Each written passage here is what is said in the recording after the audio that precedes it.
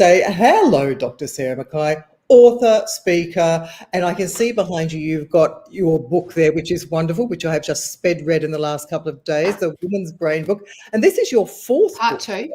Part Well, two. this is so the original version of the Women's Brain book was I wrote it in sort of 2016, and then this is the update because so much has happened. Yes, so much has happened. So much has happened, and I might have to keep updating it every 5 to 10 years going forwards because, as I say, women's brain health, or women's health really, is no longer a niche topic. No. And it kind of was, and now it's not. It kind of was, even though, I mean, we have an incredible, as both you and I know, we have an incredibly long way to go in closing things in terms of gender data, gender health gaps, and all of those sorts of things. But at least now they are being discussed. And as long as Trump doesn't decide to cut down any more, women's health initiatives or things like that, then perhaps we might actually start getting something. I think we know that there's a gap. I think before it was almost we were oblivious. I think certainly when I was doing research, I didn't think about biological sex as a variable. And it wasn't because I had an agenda to exclude females or women or whatever. It was it just didn't occur to me to consider sex as a variable. And now now it's kind of in the forefront of everyone's minds. That will also be driving things forward. We can't unsee that data gap now, and there's so many people working to fill it. So that's, I think, it's good news. It is. Funding is, Exactly. Funding is an entirely another issue, which is why I set up the charity. I don't know whether you know, actually, because it's been quite a long time since we've spoken, but I have set up a charity called the Menopause Research and Education Fund, which is aimed specifically at trying to get better funding for these kinds of things. That's what we need and want. We like that. We do. Yep. It's hard to get money out of people, but say la vie. Very hard to get money out of people. Anyway, there you go. Now, let us start, because you threw a bit of a cat into my pigeons the other day, because I thought, okay, the main thing I normally talk about is menopause and menopausal brains. And you sort of said back saying, there's actually quite a lot of stuff in the rest of the book. And so when I was sort of reading through it, I thought, oh Christ, she's absolutely right. I am going to have to start way back in the womb. Just start at the very beginning. Yeah, you can't really explain what happens later on unless you really sort of understand what happened earlier on. So, but before we get to those sorts of changes, I just want to knock a few myths on the head, because I think that I like a bit of a myth bust. The myths in childhood probably also play into the myths that we continue to hear later on in life. So let's start with some of the more common ones. Boys are smarter than girls. Well, I mean, that's a myth. I suppose the thought behind that myth would be that there are biological sex differences between boys' brains and girls' brains, which there are, and we can talk a little bit more about how much of a difference is there. But in some way, the male brain is superior and it makes it smarter. But there's however we would define smart could be defined in a million different ways depending on who you are and where you live in the world. But we could look at a whole lot of different types of cognitive testing. And if we tested 1,000 boys and 1,000 girls, often we would see no difference in those standard deviations. Because we've got to look at big populations of people. But sometimes on some types of tests, we might see slight variations in those distribution curves. And when we see differences, often they appear after puberty, which is interesting because that might lend us to think, well, maybe there's something to do with sex hormones. And typically the tests that boys or males do better in after puberty are ones where we know testosterone might play a little bit of a role, but it is as likely that a test score would be influenced by biology as it would be by socialization. So we know that girls often perform on average better in other tests, say of verbal memory and learning, so remembering lists of words or naming, animals starting with the letter C. But that's when we look at a distribution curve. When we look at individuals, everyone's got pretty much an equal potential to be able to perform in a different way, no matter whether their brain is male or their brain is female. All right. Then when it comes to maths, and this is an interesting one, boys are better at maths and science. Well, they're not. I'm a neuroscientist. I think I'm doing all right. So what we do, as I said, what we do see in some types of different cognitive tests, we see a little bit of a sex difference. But again, it's more looking at a standard deviation curve, and we might see people at like kind of either end of that standard deviation curve. What I think is more interesting is if we do see differences, where do they emerge? And does that mean that there is a difference in a brain that means it functions in a better way and can do maths, or is there something else going on? There's some really interesting research that's been done looking at if we do see differences in scores, where does it come from? And there's this study, are you familiar with the study that came out from France earlier this year? It was published in the journal Nature, which we know is, top flight journal. I have to look it up. But basically what they did was they went in and looked what happens when little boys and little girls start school, and they come into school with comparable maths ability, but a gender gap starts to appear during that first year of school between boys and girls, kind of within sort of the first 4 or 5 months of school. And it doesn't matter what age the children are, because you could have children with birthdays a few days apart, but they're in completely different years of schooling, and something happens when the kids start school where they have the similar ability, but then we start to see the test scores diverge. So the boys are scoring better, but that doesn't mean they have a greater ability. There must be something going on in terms of how children are learning or performing or being taught or experiencing learning maths in the classroom. So we are seeing slight differences diverge in test scores, but that doesn't mean the ability to do maths is different. There's a whole lot of other things going on. You've got like sociology as well as biology there. So it's a really complex and interesting problem, I think. And also we see close later on, or because I guess that's the reason why I mean, the gap is pretty small, but what we tend to think it is, and so some researchers, and I talk about this in the book, is that researchers have gone in and looked at girls' perceptions of their ability as a mathematician or as a future scientist or as a smart kid. And all kids start school, whether they're boys or girls, saying, yeah, I'm smart, I can do maths, I can be a scientist one day, I can grow up to be a doctor, I can be whatever I want to be. But within a year or two of schooling, boys will persist with that. I'm the man, I can do anything, like what all boys and men are globally. They are confident in themselves. But we do start to see some girls within that first year or two of schooling going, oh, well, who's the smart people? The boys. Who's going to learn the complex maths game? Oh, the boys, not me. They start to perceive themselves as less able when it comes to the maths abilities. But then we see the girls thriving in other types of like sitting down, being quiet and being nice and behaving. So it's hard here to start to unpack what's based on the brain and what's based on biology and what's based on sociology and learning. Yeah, interesting. I remember too, actually, this is 20 years ago, but just thinking back when my son was in grade 2 or grade 3, and they had the after school activities. The boys all went to Kumon, the maths class, teaching you how to do maths. Hardly any girls went, and it was interesting. You kind of thought, why are the boys all being sent off this money? Yeah. It's really interesting, and I've seen that. Like my boys are at a co-ed school. My oldest is in his final year of high school now. He was actually at school on the holidays today doing maths. He's a very talented mathematician, but I wonder if I say that because he is a boy.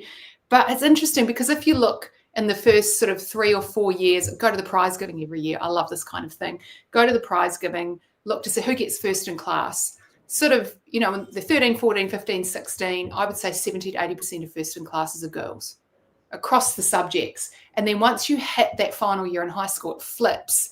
And then the boys start getting all of the first in class prizes and get the ducks, etc., and get all the higher HSC marks. It's so interesting. And I'm not sure how much of that is biology, how much of that is socialized, how much of that is learned. And I think it's a complex combination of both. And talking to my son about it, he said, oh, well, the girls are too busy fighting with each other to study.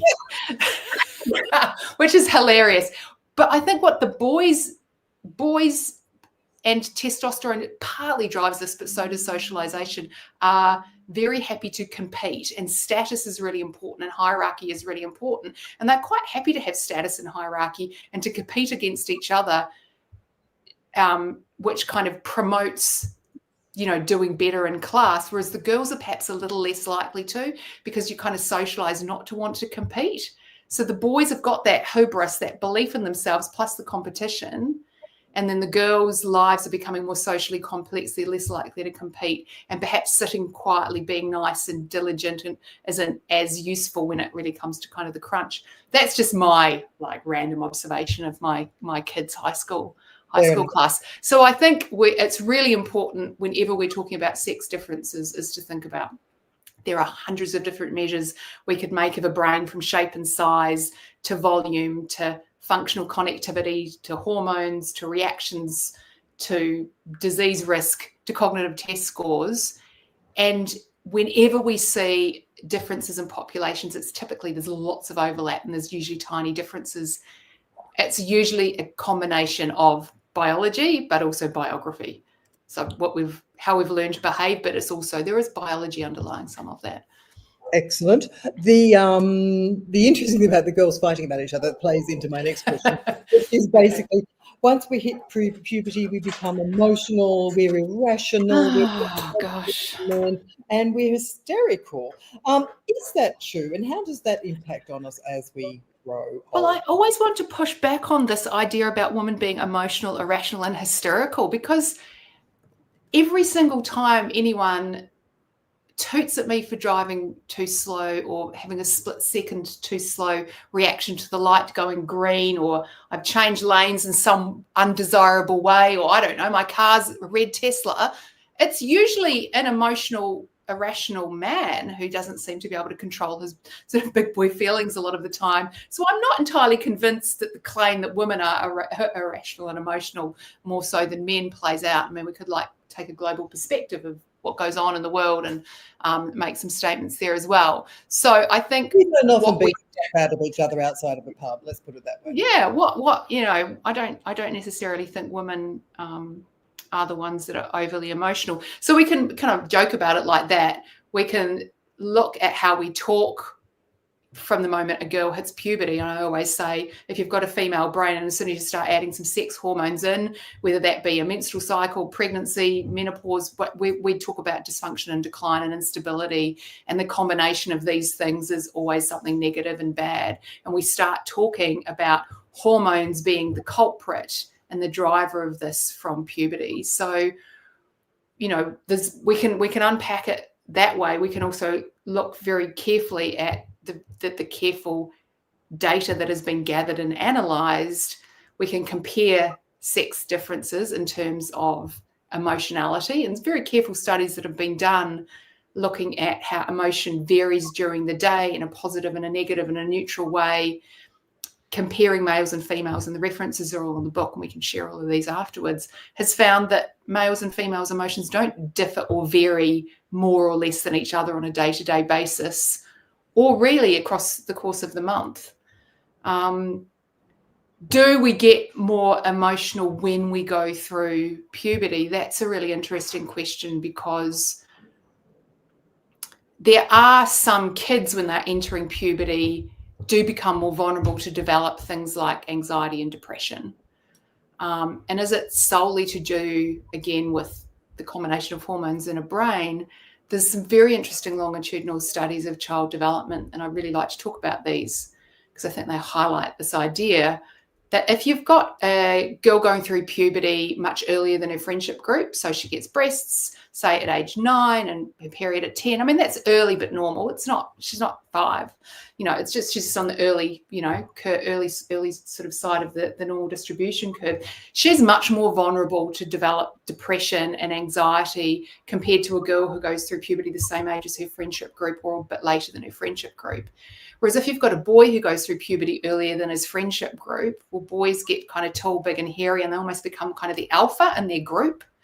And they get more respect from the boys around them, but also the adults around them expect quite a lot of them too. And they're often more protected against depression and anxiety than a boy who goes through the same age as the boys who go through much later than their friendship group. So you've got kids and brains experiencing sex hormones for the first time, but the outcome in terms of emotional stability and then perhaps even mental health depends on the social situation and context in which that's happening. Because especially an early pubertal girl is like looking at herself and looking at everyone else. People are looking and treating her differently. She may not be emotionally ready for the changes that are taking place, and she sees herself as a little bit different. And that vulnerability can then carry through and make her more vulnerable and sensitive to other shifts and reproductive transitions later in her life. It might not necessarily be the hormones per se, but it's providing an emotional blueprint for later on.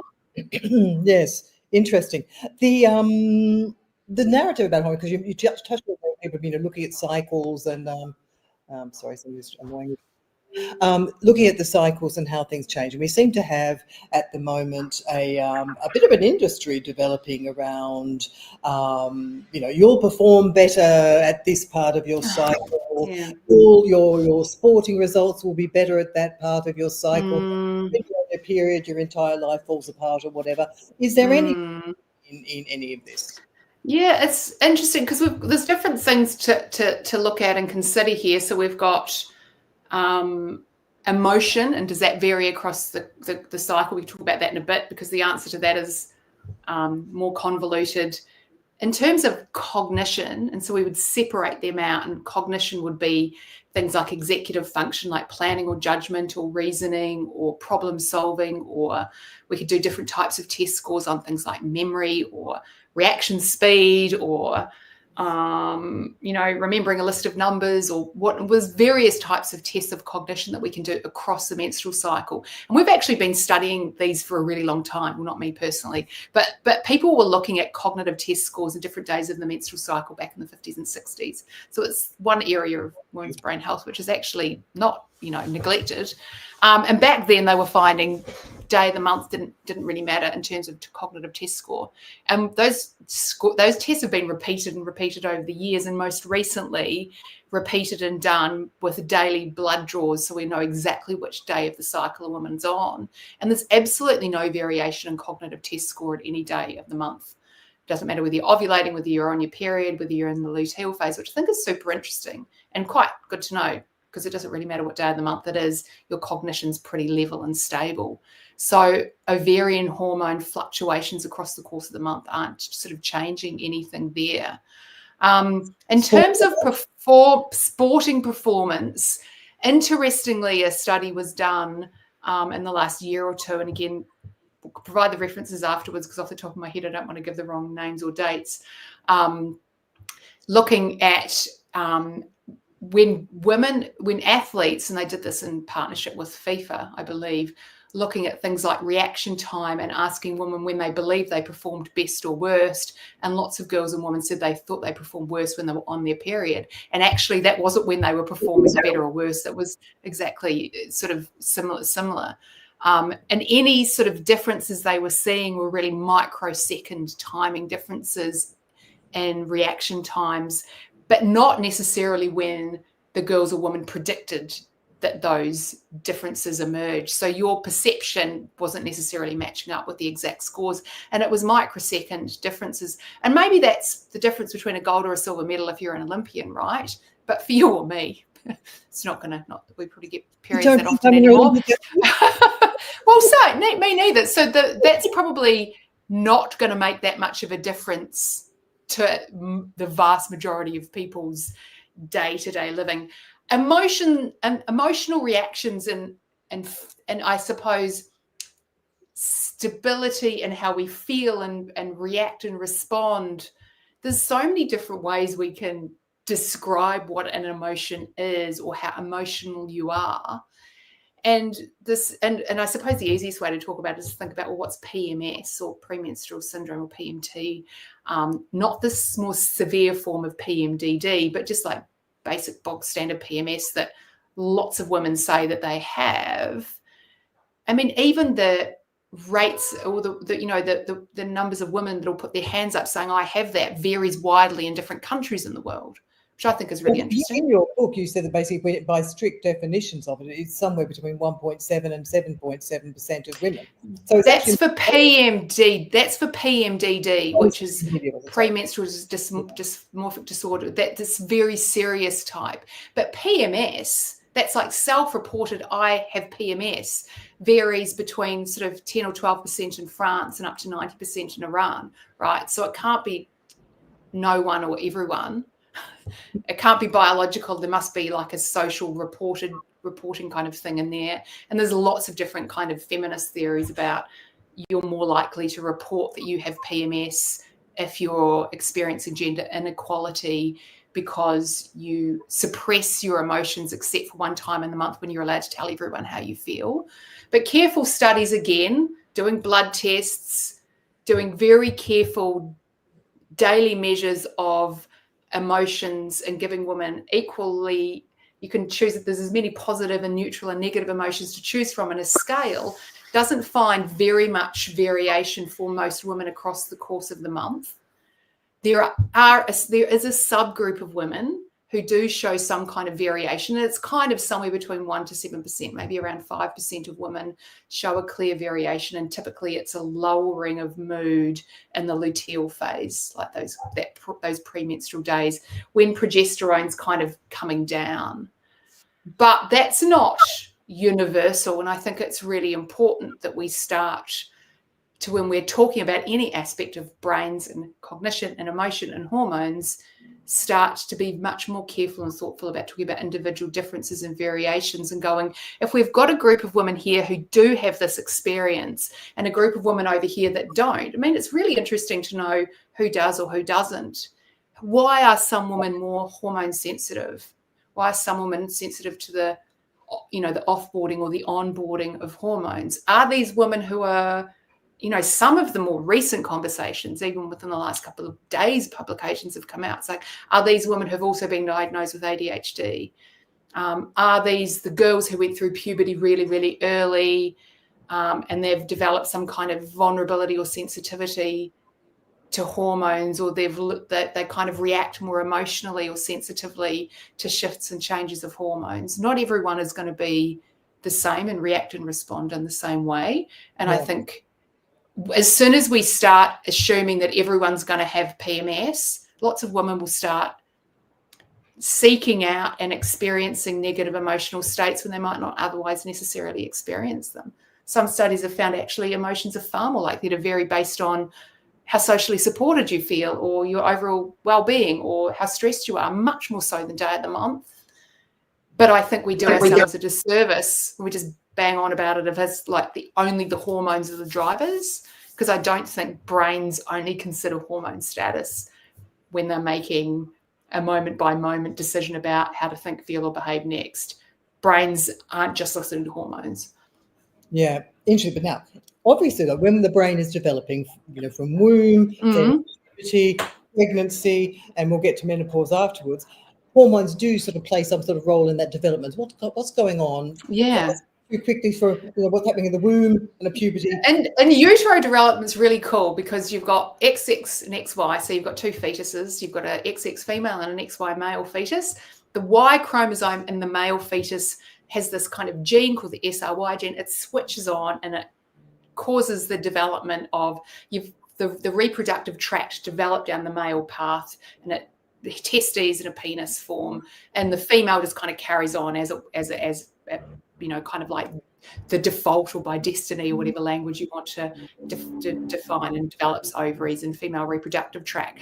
No, the ovaries don't turn on and start producing estrogen, but the testes in the male do turn on and start producing testosterone. But then this is kind of wild.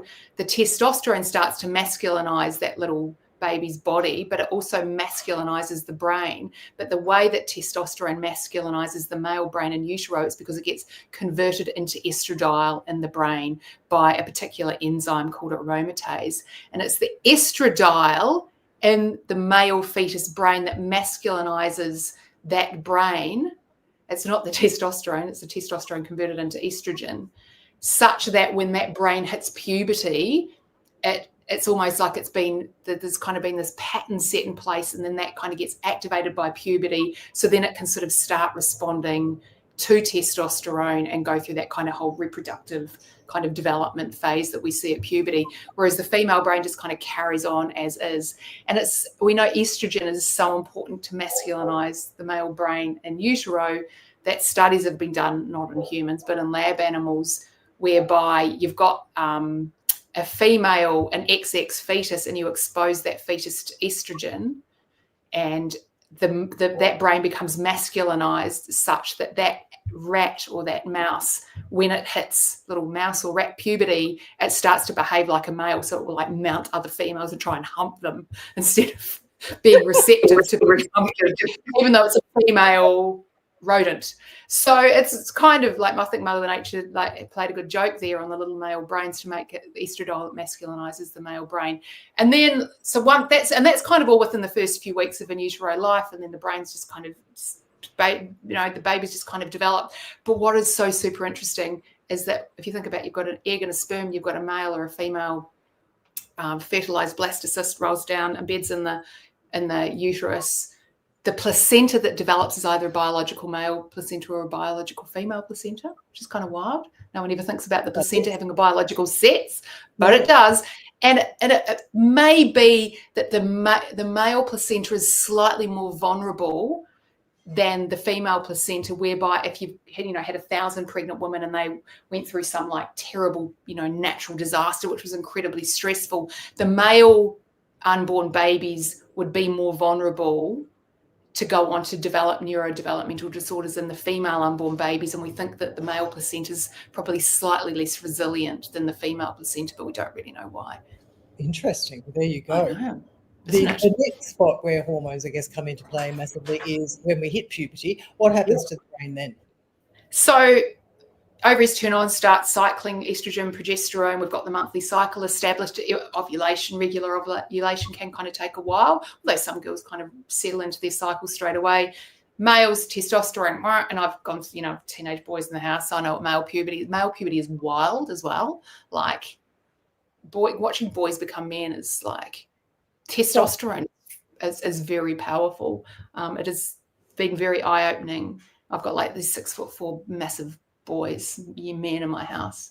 It's crazy. But what we see in terms of, we see these sex hormones, whether it be the male or whether it be the female sex hormones, make their way up into the brain, and sex hormones make their way and they can latch onto receptors all through the body and all through the brain. And receptors are kind of like, like a molecule, a lock and a key, and then that switches on a cascade of responses within a cell, within a neuron, within the brain.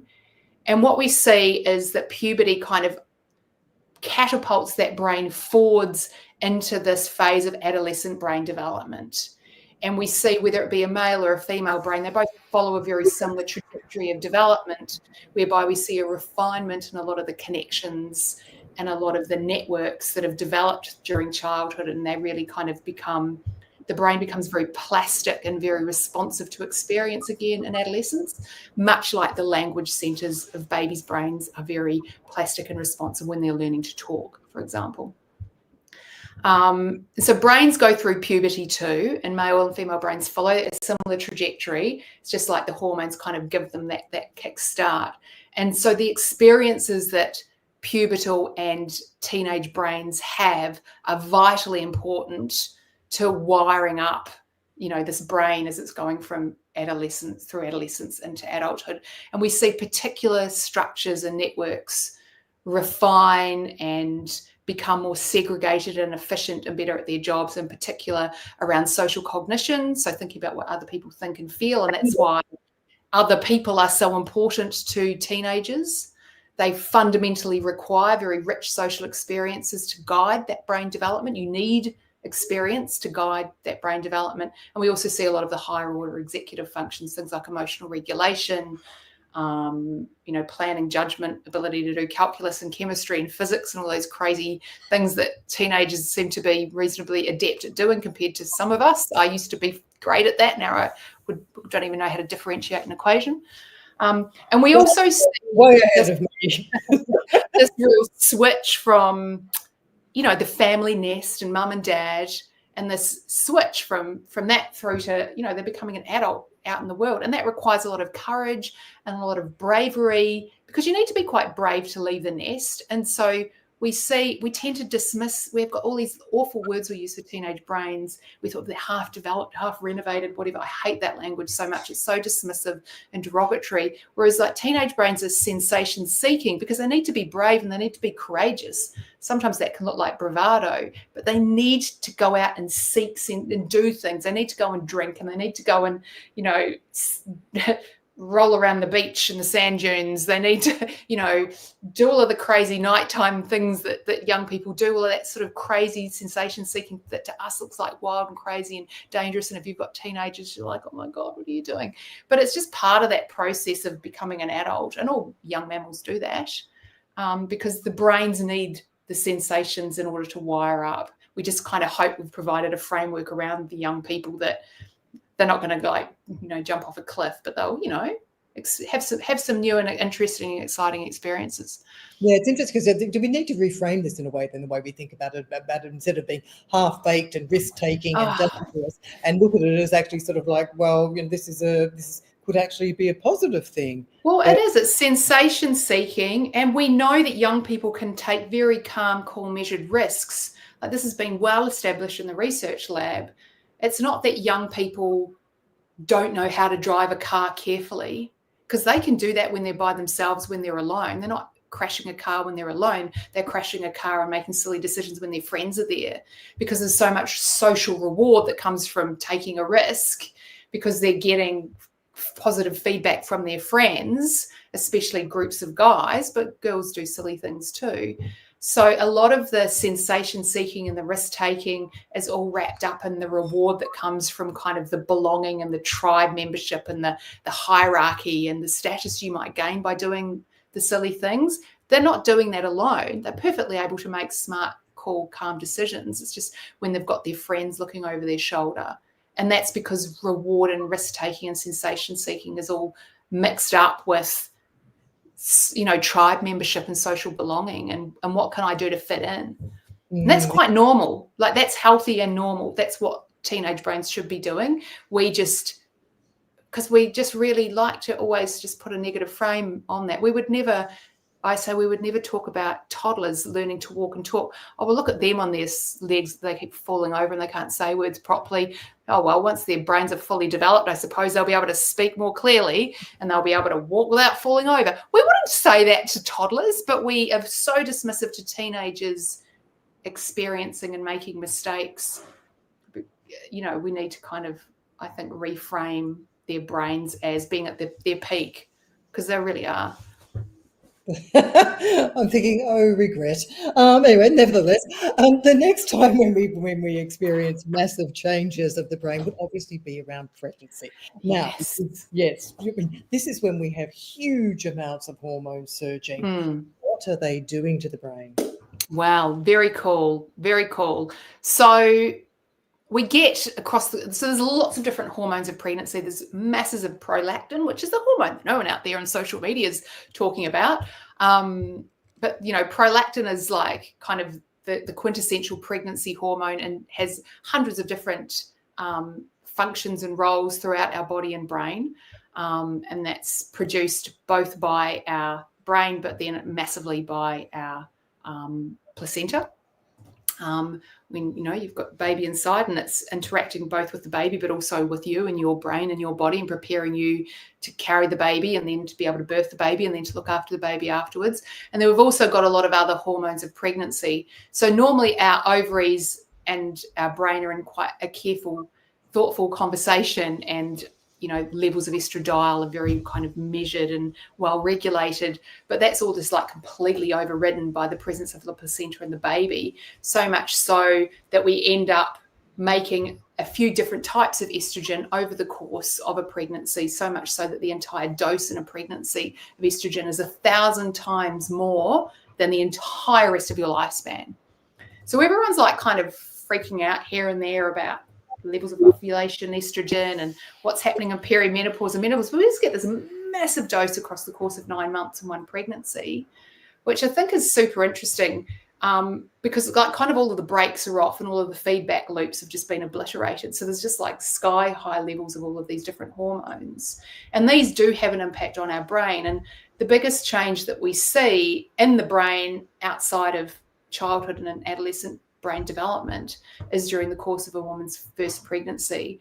And you end up, and I don't like to use the word lose, but if you were to look at the volume of the cortex, let me get my little brain. So the cortex is the wrinkly wrapping that we see on the outside of the brain. So in some parts of cortex, you'll get about a 4% volume loss, which doesn't sound like much, but even someone with schizophrenia, which would perhaps be one of the more serious psychiatric conditions, whereby we can get a pretty good gauge of what's happening in someone's brain, you're not going to see that kind of volume change. That's not to say that pregnancy is a psychiatric condition, but just to say it's a very unique neurological event. And most of the changes that we see are in those brain areas and networks involved with social cognition, basically our social brain, reading and responding to the social cues of other people, thinking what someone else is thinking, feeling, interpreting, and what would be the reason for that? I always think what's kind of the evolutionary mandate for the social brain changing during pregnancy? Well, it's really to prepare the mother's mind for motherhood once she's had the baby. Because what do we need to do to keep the baby alive? We need to pay a lot of attention to the baby and respond and react appropriately to that baby's cues. And as we're social creatures, we're social beings, and so it's us interpreting the babies, and then as our child gets older, their social cues to kind of mother them and to look after them and to respond to them and to want to respond to them. Because if we didn't want to respond to a crying baby, if we didn't want to, we can't, you remember when your babies are newborns and especially the second one, because you don't think about it with the smell of their head, there's just, and you want to squish them because they're so cute. You just want to squeeze them really hard, but you're not going. And you just you are drawn to them. Even if they're crying, you just want to pick them up and comfort them, even though why would you want to pick up a crying human? Our brains are fundamentally drawn to care for that baby. Now, that doesn't mean every single woman who's gone through a pregnancy knows exactly how to, but it's a little bit like adolescence. Matrescence and adolescence is similar in that the brains become very plastic. And the experiences that we have with the baby kind of reinforce and reward a lot of those plastic changes. And I think perhaps make the learning curve a little less steep. So We've now got quite a lot of, we're starting to get more and more data, what brains look like before and after a first pregnancy. There's been some epic studies done of scientists put their hands up themselves, said, scan my brain every couple of weeks through the course of my pregnancy, and let's look at how my brain changes in response to the hormones. We've even got a little bit of a comparison between what happens if you have a labour and natural vaginal labour and delivery versus a cesarean. We haven't gone through labour at all. How long do these brain changes last? What happens in can we see the brains of women in their 80s? Can we tell if they've had a baby or not? And we can. There are traces of pregnancy and motherhood in the brains of women in their 80s and 90s. Wow. We can look at a brain biobank, and with about 80 to 90% accuracy, sort them into mother, non-mother, mother, mother, non-mother, simply by the structure and how their brains respond. Yeah, I'll come back. Somebody asked an interesting question there, so I'm sort of breaking my logical flow, but I will come back to baby brains in a second. But I asked here, and this is an interesting question because actually I had dinner a few weeks back with 4 girls who I'd gone to school with, and I was actually early for a change. And they said, we're really, really surprised because you had a reputation of always being tardy. And I thought to myself, my God, of all of the things you could have labelled me with a reputation. Oh, thanks for remembering that. Yeah. So he's asking, because I'm thinking of all of the other things that I could have been labelled with then. And he's asking, are boys generally more reckless than girls, or are there differences between reckless behaviour, or are we? Oh, yeah. There's 2 ways to look at this. So this is kind of going back to teenagers in particular. So we know that sensation-seeking, risk-taking kind of peaks at around age 16. And if we were to somehow quantify the risks that teenagers take, boys definitely take a whole lot more risks. And I have one of those. I have one who doesn't take as many, but then I also have a peak risk taker. He's not the one that follows the others to jump off the cliff. He's the one that goes first and backflips off and films it. I have one of them, and the studies say it peaks at age 16. He's 17 now. He's just got his P's. So hopefully we're kind of starting to come down off that. And when he's spending time with his girlfriend, they don't do as many silly things. They don't, go out and, boats at the middle of the night and water ski, all the kind of stuff they can do.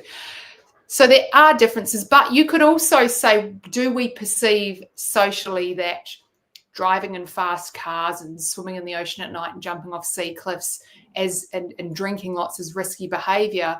But perhaps, there's behaviors that, like having sexual relationship when you're 15, that's great if it's consensual and everyone's happy about it. But I mean, that's also quite a risky thing to do because you risk pregnancy, and that's perhaps one of the riskiest things we can do as a female.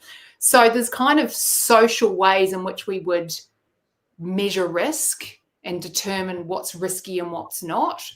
But typically what we would think in Australia as being, risk-taking, sensation-seeking behaviour, males typically do that more.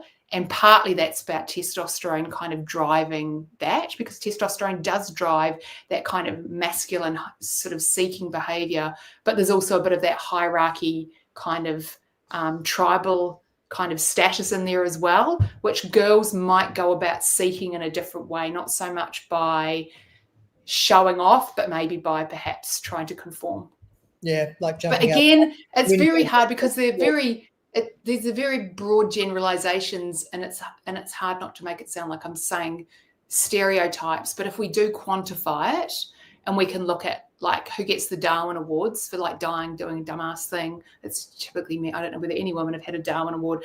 Once kids get on their P's in Australia, and this is my house, provisional driver's license, and this is in my house like 3 days ago, like where that's like the peak of having a crash, like what are the males versus the females that are doing that? And it's typically the males. Girls still have crashes, but so it depends on how we quantify and what we measure as risky.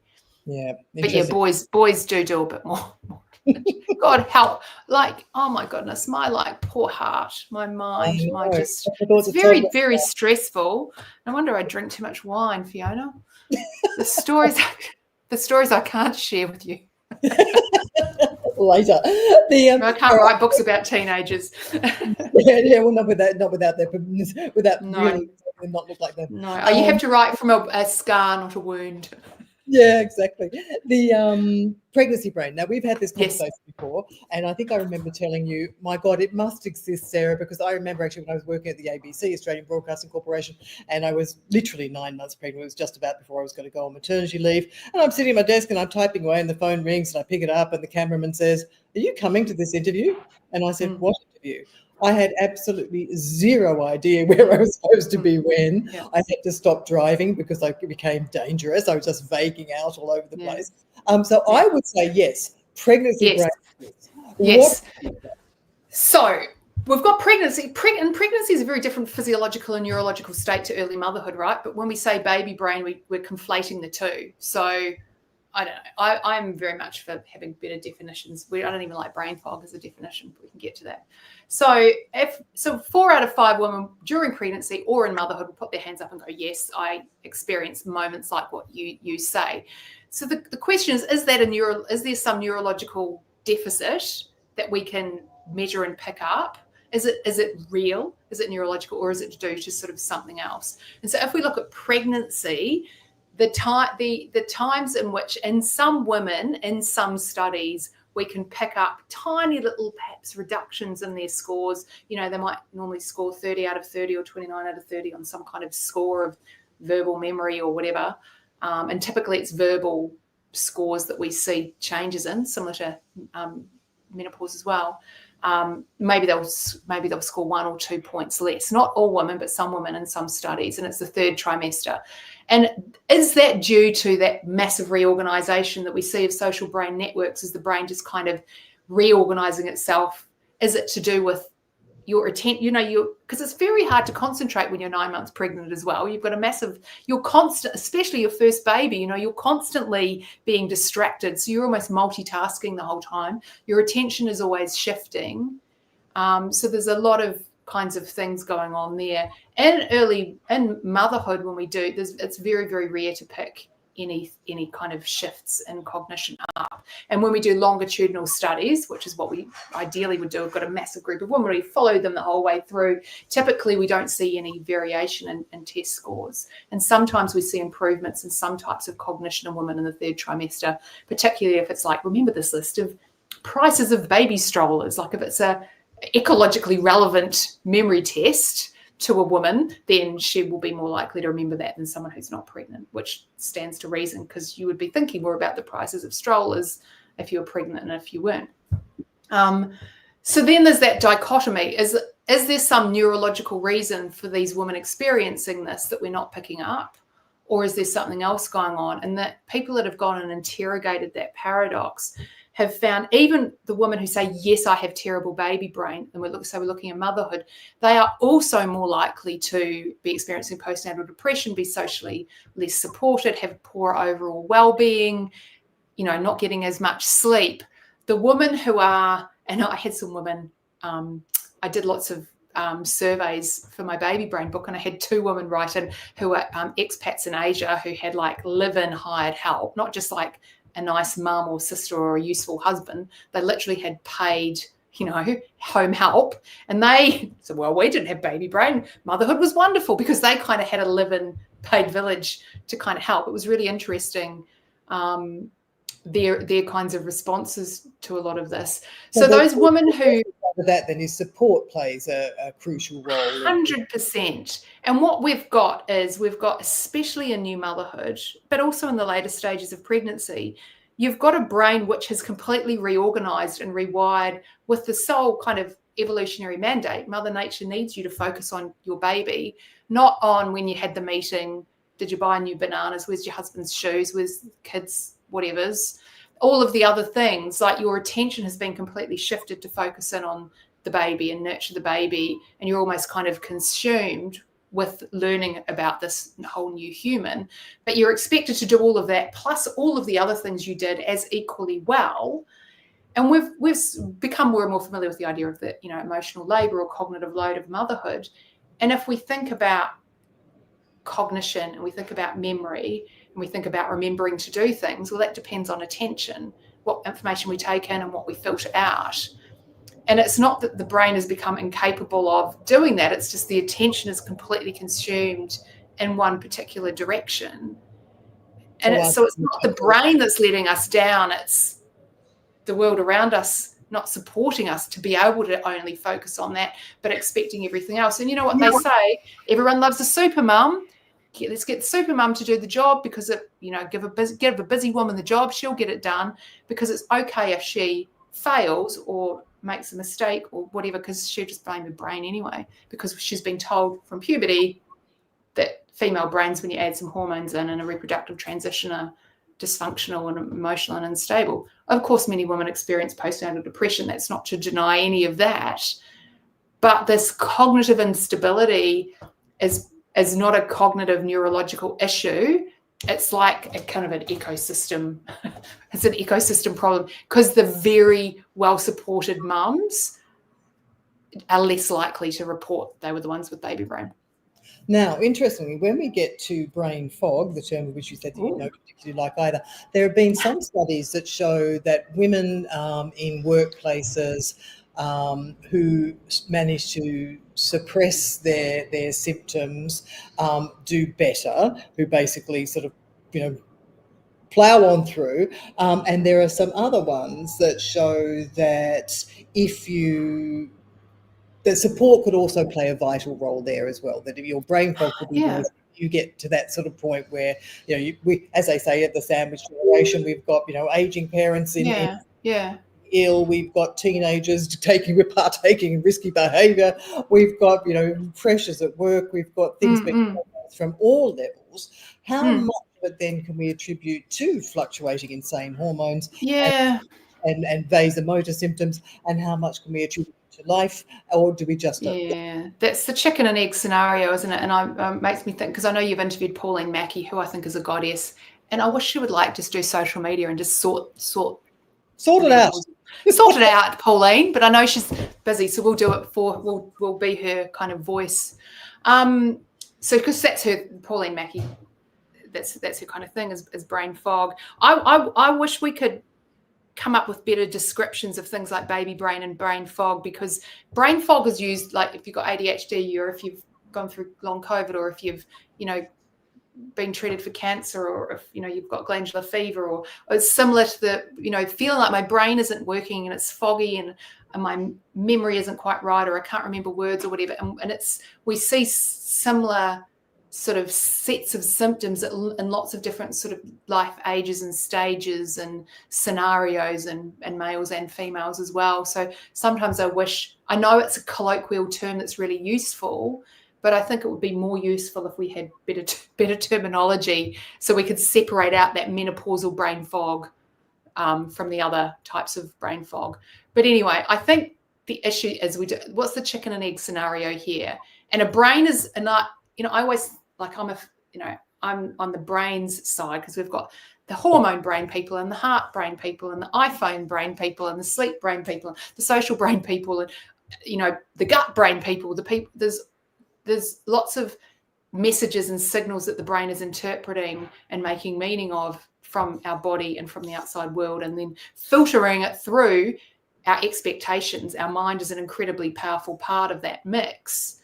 And so any kind of moment that you find yourself in, the brain is, receiving and making meaning of all of these signals, and then you're kind of, this is how I will think or feel or behave next. So, so there are different points in life when different signals are louder or stronger, or when we tune into different types of signals. So when it comes to brain fog at menopause, or perimenopause as well, is that a direct result of changing levels of hormones, or after menopause flatlining levels of hormones, or is it some secondary or tertiary consequence, or is it some intricate web? I'm in the intricate web kind of camp, because it's typically reported as part of a constellation of symptoms. It's more likely to be reported in women who have vasomotor symptoms and who also have lack of sleep, and perhaps are also struggling socioeconomically, or haven't had as, greater start in life, and haven't had as greater levels of education. It's often like a whole kind of constellation of symptoms there. But some women might just go through, have everything else is running just completely fine, and perhaps, and I'll put myself in this camp, you might just have a few like verbal kind of weird things happen. So I have this really weird, and I'm 50, this really weird verbal switch whereby I like do this kind of semantic switching, whereby like one of the boys walked in the other day and he had a nice hat on, and I said, "Oh, that's a nice lid." I said, "I mean hat." And then I might, I said to a friend, me and a friend were going out for breakfast the other day. It was about 7 a.m. I was staying at her place, and I said to her husband, "Oh, are you coming to the pub with us?" I mean cafe, not pub. And he said, "That's a bit early for that." So I'll do like weird switches where it'll be semantically related. And do I think I have brain fog, or is that just a response to my brain going through perimenopause? So that's why I wish we had better terms for that. Is it caused directly by hormones? Let's get back to it. Rewind. We know that hormones cause vasomotor symptoms because the thermostat in the hypothalamus gets narrower, and that you get a tiny increase in body temperature and your brain goes into panic stations, and so you get sweats and you get hot, and then you try and cool down. And if that happens at night, and if it's happening during the day, it's happening at night, about 75% of the time you'll be woken up. You might not remember every single one of those awakenings, but regardless of how many times it wakes you up or not, it is disrupting your sleep. It's disrupting your sleep architecture, whether or not you're waking or not. And if you've got a few days, weeks, months, years of disrupted sleep, the inevitable consequence is your brain isn't going to perform as well as you would have liked. So is brain fog secondary to that? Is brain fog kind of hand in hand perhaps with mood disorders? So someone with depression, for example, clinical depression, brain fog might be a symptom of that.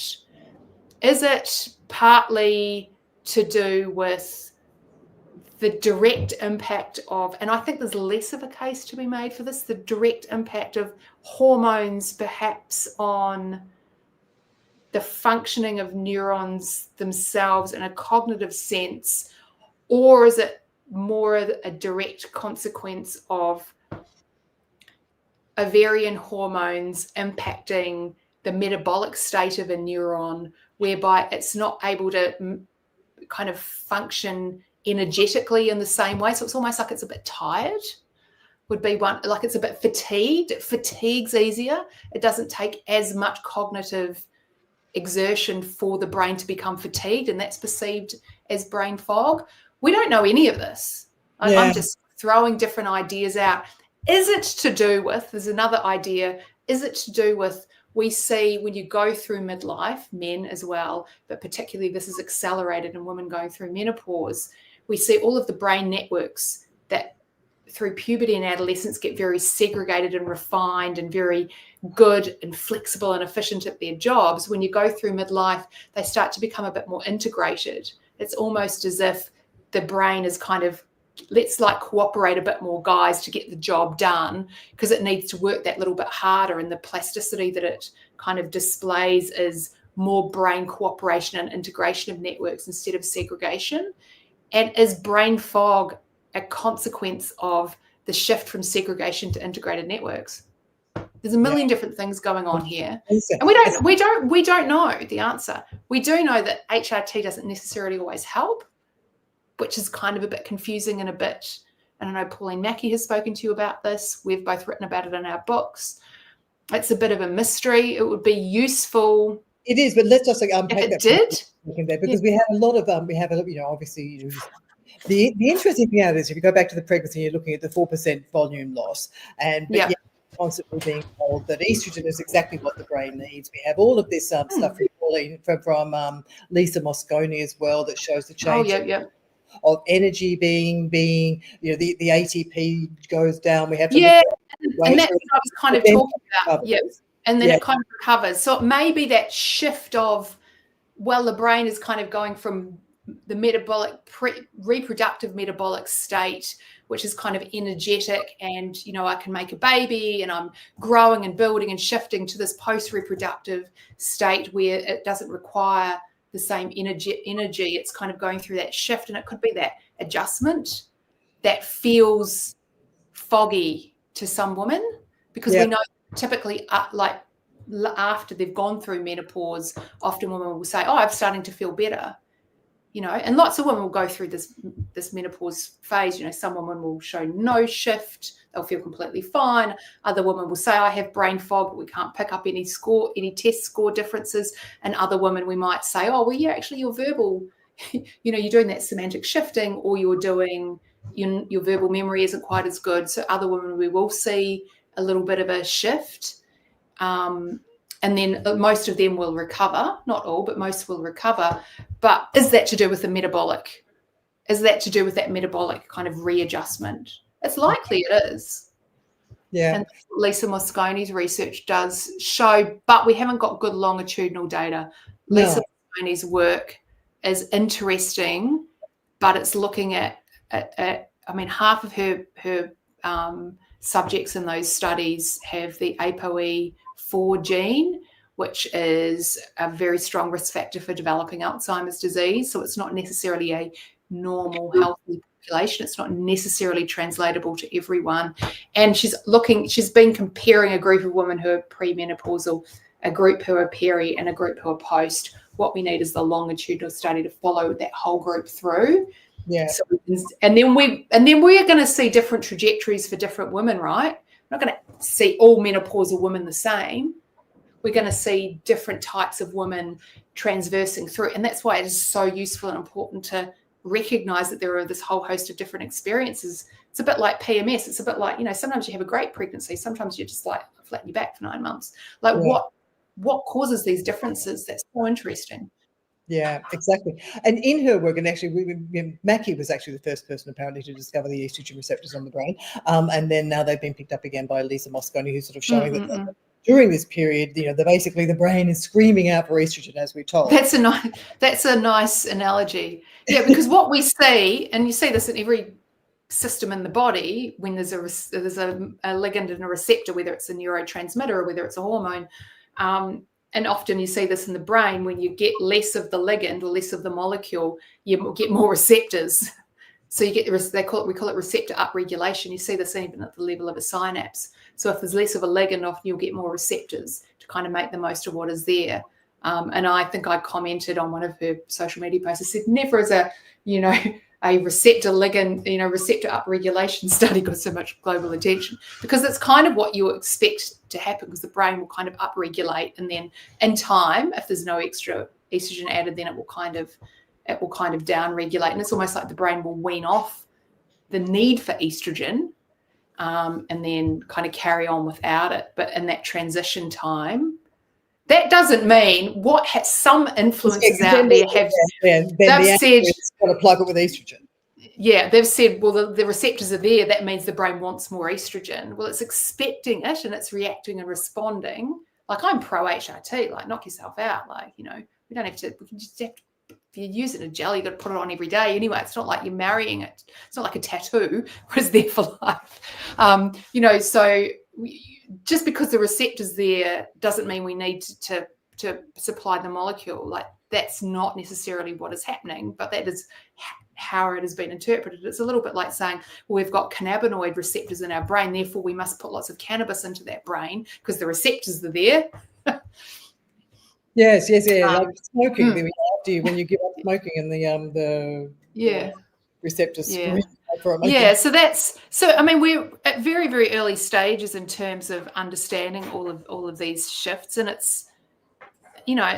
we've got brain fog, and then we've got lots of conversations around depression, and is what we're seeing in terms of mood. Vulnerability at this point in life is that, and this, and you talked about it, and I talked about it in my book, that great debate between Jureshri Kulkarni and Pauline Mackey is like, are these brand new episodes of depression, and women have never had it before, and therefore we should treat it with hormones, or is this recurring depression from women who have always been vulnerable, and therefore we should carry on with the same treatment they've been doing? And I think Pauline Mackey did a good debate there. But again, is it simply due to the loss of estrogen, or is it downstream of other impacts? Is it downstream of the thermoregulation that's disrupting the sleep? Is it downstream of the vasomotor? And my one idea that I'm really interested in exploring more, and there's very little research, there's some research being done in Santiago in Chile about this, is the idea that we've got autonomic sort of shifts in our autonomic system. So that's our sympathetic and our parasympathetic nervous system. And our sympathetic nervous system is just getting activated over and over and over again every time we have a hot flash, because that's how we vasodilate and sweat. And in particular, when we're asleep at night, we get a massive sympathetic surge, and we get release of adrenaline from our kidneys to wake us up, to behave, to cool ourselves down. You've got to be awake to do that. And we see in sleep apnea that the more sympathetic activation that you're getting over and over and over again, well, one, it's a cardiovascular stressor. If you're into things like heart rate variability, your heart rate variability is going down, and you've got more of a sympathy. You're more sympathetically activated than parasympathetic. You kind of lost that nice balance, and that all of that sympathetic activation. You feel wired but tired, and you feel more hypervigilant. And what happens is, when you've got that as a physiological response in your body, well, your mind sets in and goes, well, I'm feeling nervous or anxious or on edge. What am I going to worry about? And if you're 50, it doesn't take long to find something to worry about. There'll be 1,000 things, particularly at 3 a.m. Like if you're, and I liken it to anxiety, like the day after, if you drink a little bit too much, like I'm known to do, you sometimes wake up the next day and you're just like all tired and wired, and your nervous system's all dysregulated, and so then you start going, I must have done something terrible last night because I feel nervous and upset, and so then my brain trying to fill in the gap. And that's, I think, what may be underlying. Lots of women start talking about how anxiety is being some of their first symptoms, but we're not really thinking, we're so busy focusing on the brain, we're not thinking about the nervous system, we're not thinking about autonomic nervous system regulation. And that's all tied up with cardiovascular health as well. So that's why I said there's this complex web in there that we that need vulnerable brain. trying to unwrap and unravel and understand. And if we understand that, we see the same after pregnancy. When you, especially after your first pregnancy, after labor and delivery, you're very, very hypervigilant. You're very, very massively sympathetically activated. You've lost all the estrogen from pregnancy, and you're very, very, like, your heart rate variability will be really low. You might be getting lots of heart palpitations. You've just brought home this new baby. You're on edge, and you get all of these catastrophic, intrusive thoughts about, you're like, what's going to happen? Something terrible is about to happen. So of course your brain starts imagining something terrible happening to your baby. It'll fall out the window or down the stairs or out of the car, or you'll drop it on the tiles. And so your brain will start to fill in the gaps. And I think that we think that our brain is making all of this up, when what is happening is our mind is filling in the gaps when our autonomic nervous system is kind of become a bit out of whack, which may be a downstream consequence of the hormone shifts. Yeah. Now the interesting thing about that, just going back to the estrogen for a minute, is that, with the argument about, giving the receptors the estrogen that they need, the one that comes along with that is, of course, that estrogen is going to prevent dementia and all of those sorts of Yeah. At the moment, the studies are either at best neutral, or some of them even negative. So we're not sort of where we really should be on something that we should be preventer. But you talk about it in your book, the things that we do know that can help up to 45% or so cases. What should we be doing for our brain? Yeah. So I always think about, like, dementia risk. We've got, risks, things we can, that are going to kind of tip the scales away from us and towards us in our favor. I always imagine those old-fashioned scales. And I think we should say, in terms of HRT and cognition and dementia risk, for women who are going through menopause at, say, like age 50, 51 or whatever, that is a different risk profile than a woman who's got premature ovarian insufficiency. She hasn't had a period after the age of 40, or maybe even in your early 40s. There appears to be a different risk profile there.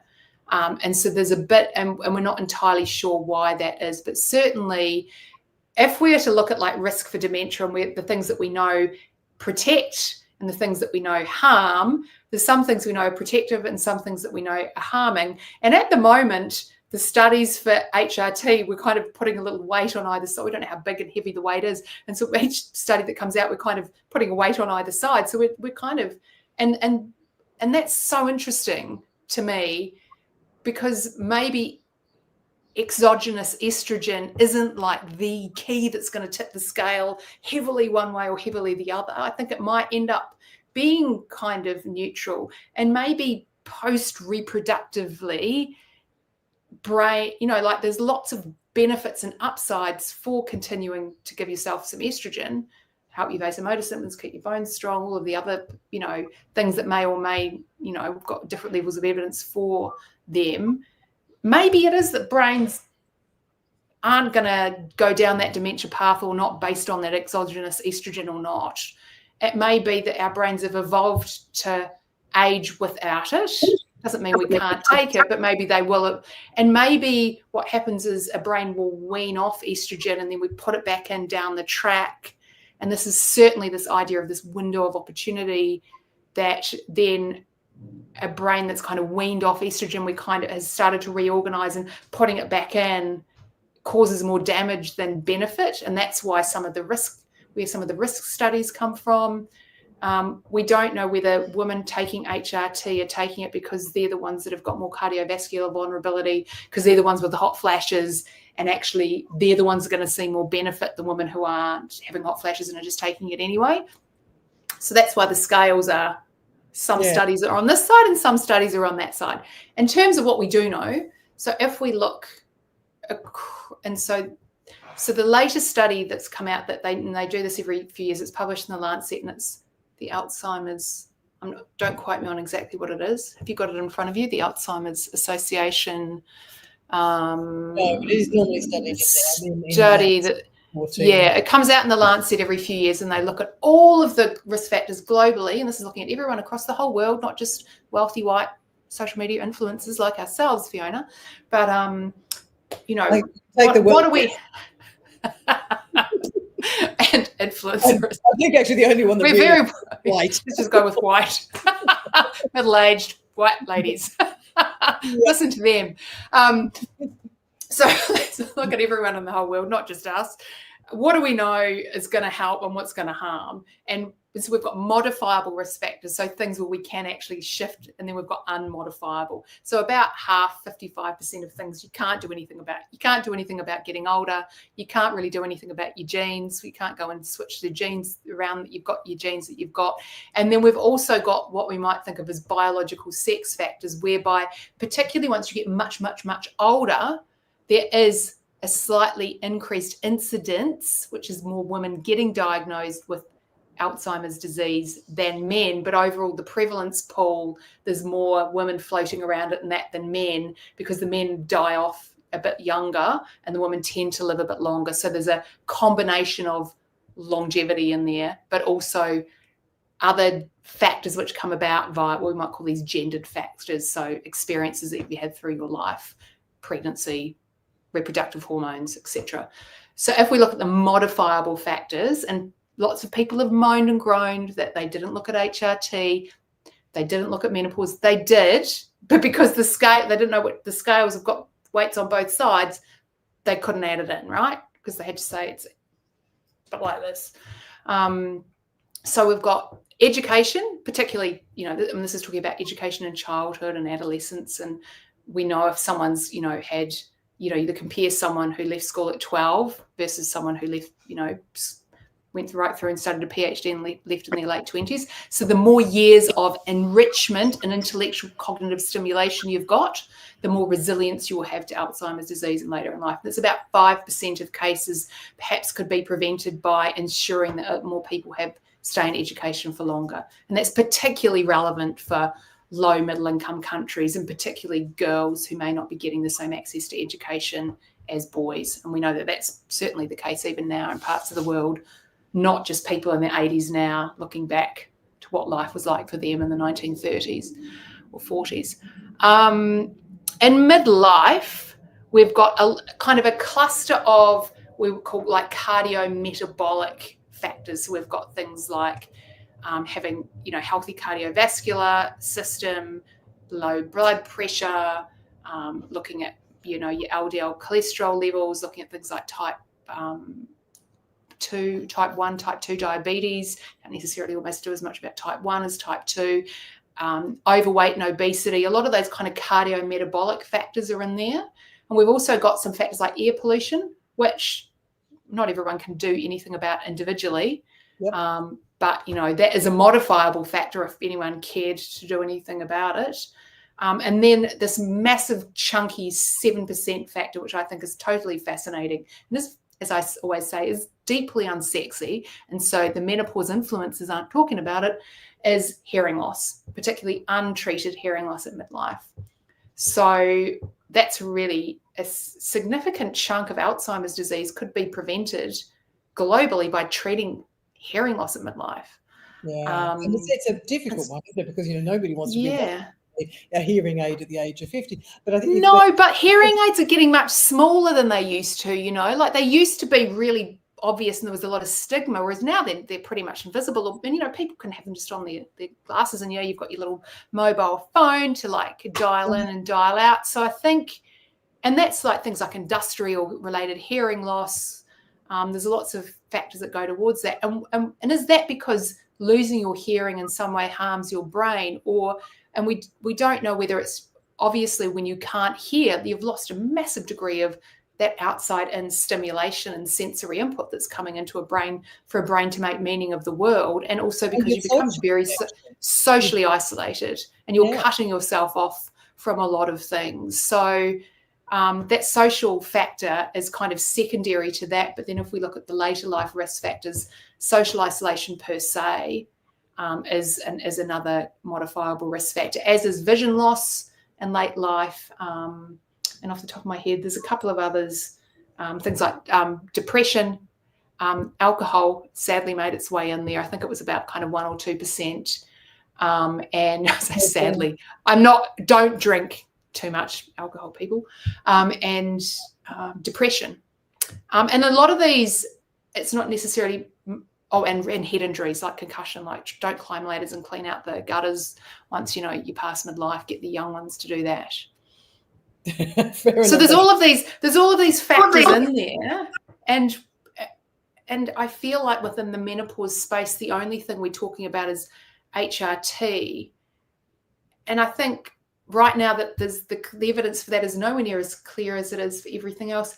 And also with HRT, which I think is a cool and useful tool, it's like a blunt tool, because all we can just keep adding more in, just increase dose. You're not like titrating it daily like your brain and ovaries do alongside other kind of, we're not doing that, right? Which maybe that's what a brain needs. Maybe the brain needs that subtle, careful, thoughtful conversation, not just here's some estrogen, brain, and just stuff more in and hope for the best. Yes, I don't know. There is a whole thing that's starting now about cycling your HRT. And these things just do my brain in, really. Yeah. But I mean, maybe that's what our brains. Maybe we just need. True. And I think in the future they've got people who are looking now at developing the things like the the one for the blood sugar measuring, where you could have where it could deliver a slow dose or release as things flow. I mean, things will change. Yeah.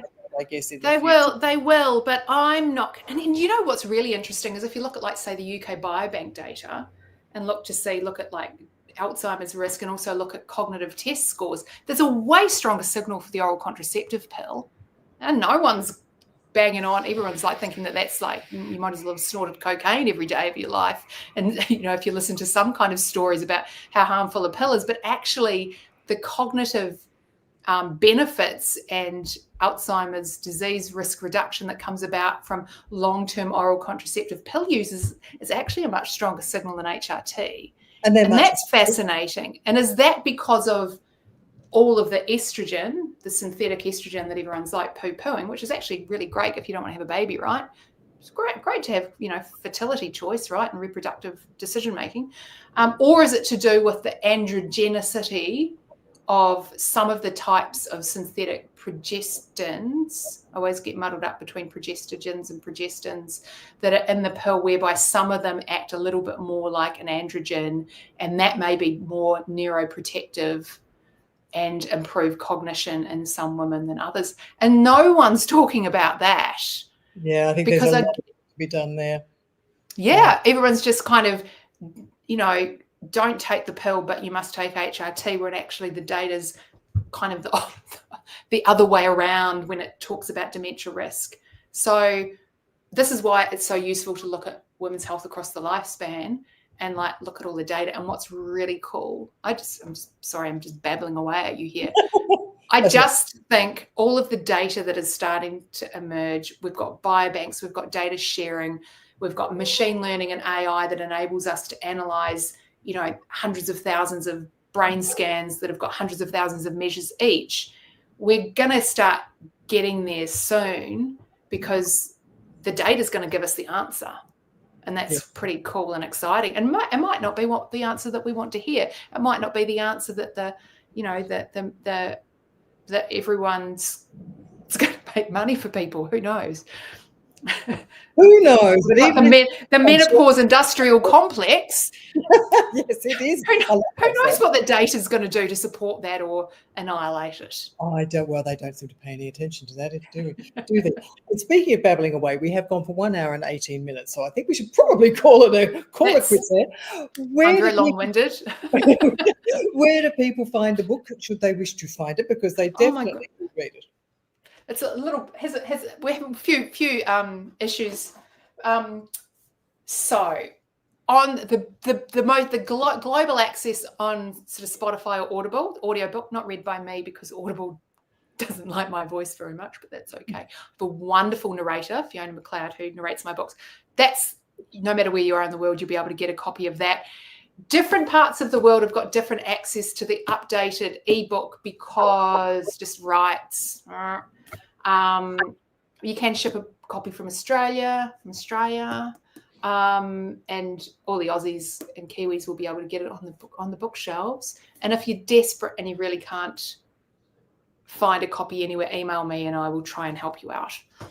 Brilliant. All right. And is there an email that they can email you on? Just go to my website, drsarahmckay.com, and fill in the contact form and get in touch. Brilliant. Excellent. And then I've told them everything anyway. I've given my, No, I've given my 1 hour and 18-minute lecture. There is way more in that. So I shall end this over here on the Instagram. See you there later on. I will end that, and I will end this here. And thank you so much again. Take care. Bye.